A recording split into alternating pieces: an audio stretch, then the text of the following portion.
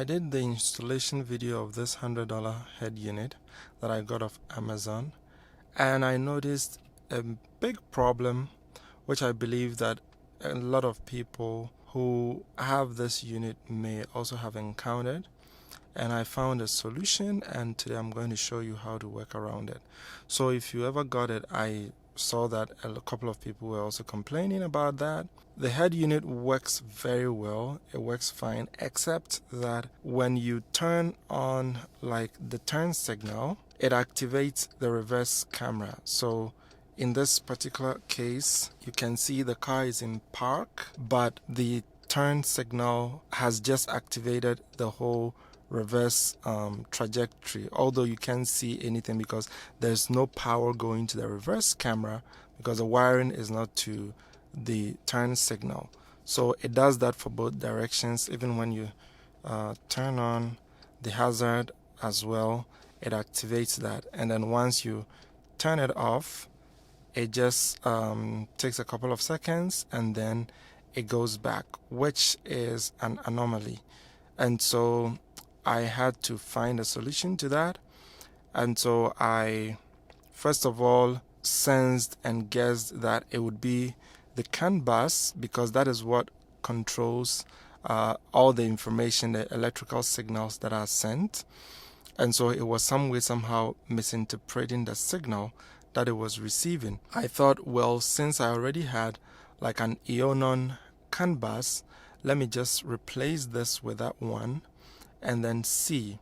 And so that was one solution. I replaced it and it worked, and I'll show you. This is the Headunit CAN bus that I have.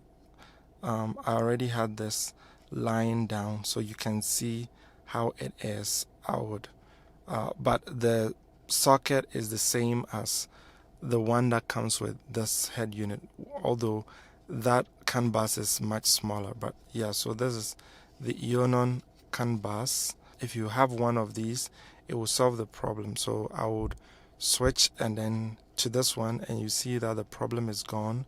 And the other way is to install a software update to the app, which is the car settings app. For that one, I had to contact the manufacturer and ask them about this problem, and they did tell me that, well, the app update is going to solve that. And so I did it and it worked. So as you can see, this is in the CC, because I tested the other one, which is in a Jetta.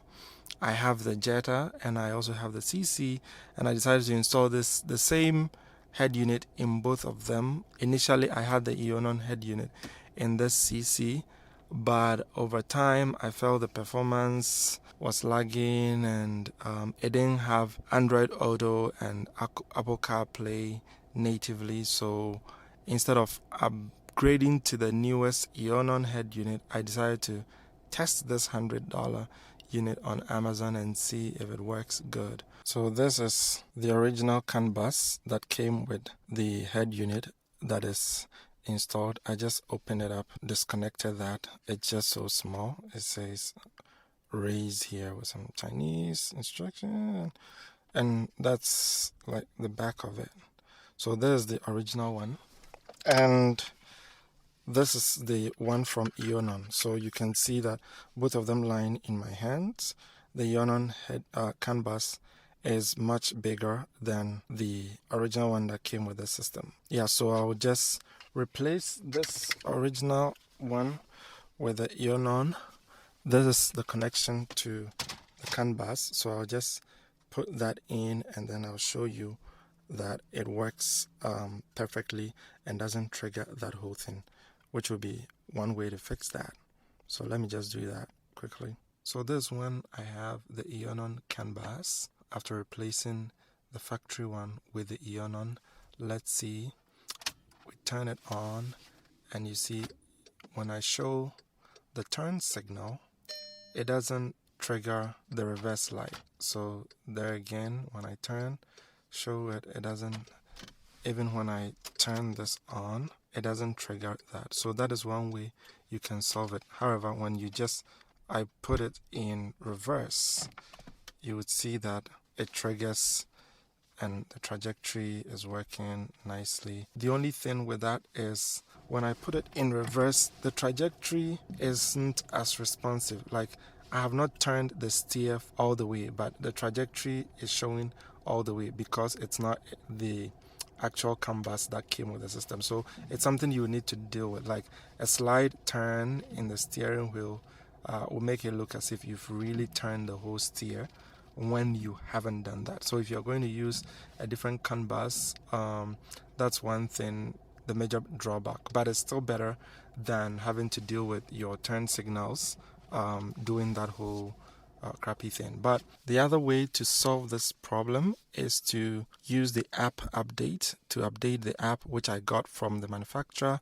In fact, I contacted them and it took about 5 days to get the update file. I have put a link in the description. When you click on it, it will take you to a landing page where you put in your name and email address, and then the file would be made available for you to download. That's just to make sure that it's not bots. Once you download the file, you have to get yourself a flash drive. The file is less than 100 megabytes. So any USB that is just probably like more than 100 megabytes can work. So this, what I used is just USB-A, because the head unit has 2 USB-A connections for Android Auto and even CarPlay, although it also has the wireless CarPlay. So this one, as you can see, it goes straight into the head unit. So you plug in your USB, which you have copied the app. It's an APK, so you copy it onto the USB, put the drive into the head unit, insert the drive. Once you have put the drive inside here, as you can see it, you can now go to apps here. Now I'm using Car Launcher, so that's why you see the interface like this. I mean, you can customize it to whatever you want. So to all apps, and then to file manager, you see file manager, and then it opens up. You select which hard drive you want to use. So in this case, that one, 9218 CAN bus with all those Chinese whatever thing .apk. Tap on that and you see it will say that staging the app, and then it would ask if you want to install an update to this existing application. Your existing data will be lost. It does not require any special access. And then you go down here, you see install, or you hit install. So once it is done installing, we click on open. So it is done and open. We click on open, touch open, and then it opens and gives us this interface. Doesn't really change much about what you have. So basically, it's showing you everything about the car. You see, now the turn signal doesn't trigger it again. If you don't see it, if I press even the hazard, it doesn't trigger the reverse camera anymore. So as you can see, my hazard is blinking and it's still not triggering anything. And we're in park. When we go into reverse, you see that it comes on nicely with a trajectory, and you see that the trajectory response is very precise.